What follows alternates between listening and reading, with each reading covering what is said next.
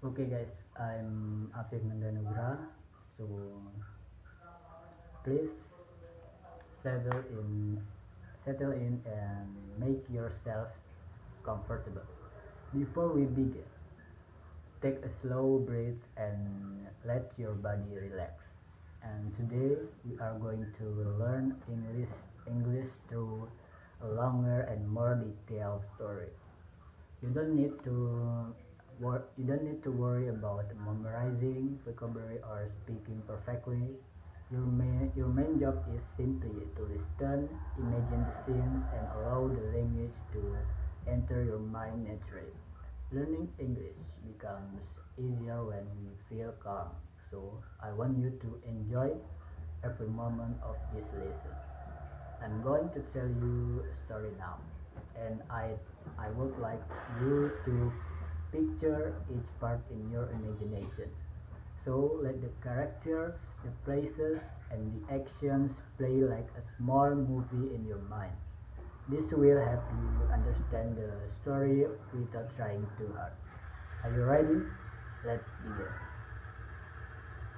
On a warm afternoon, a young man named Daniel walks slowly through a quiet park near his home.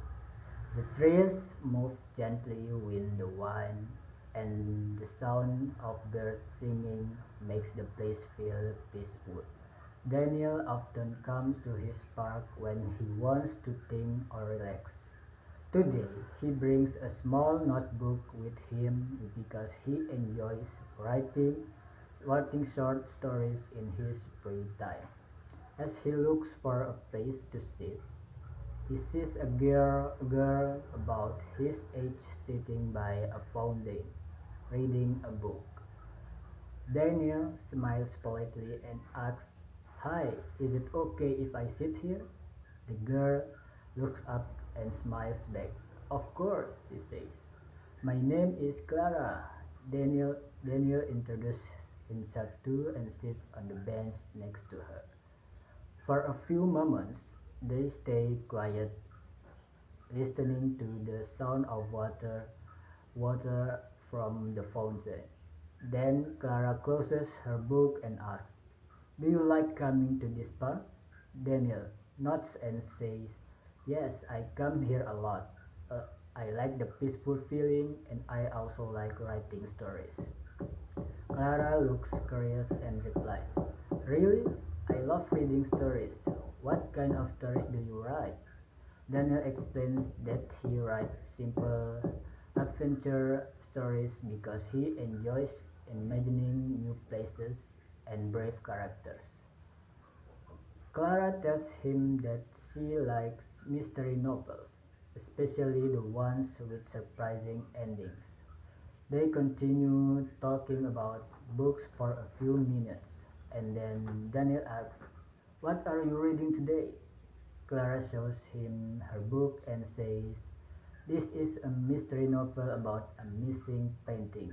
Daniel laughs softly and says, "That sounds interesting. Maybe one day I'll write a story like that." Clara laughs too and says, "You should. I would love to read it." They both enjoy their conversation, and without realizing it, almost half an hour passes. Good. This is the end of the story, and good. Now that you have listened to the story, so let's talk about a few helpful words. When I say the word, just think of the meaning quietly in your mind. Peaceful means calm and quiet. Fountain is a structure that has water flowing from it. Adventure is a story full of exciting events. Mystery is a story where something is secret or unknown. Notebook is a small book where you write ideas. You don't need to write anything down now. Just understand the meaning and keep it in your memory gently. Now, we are going to use the vocabulary and ideas from the story in a conversation activity.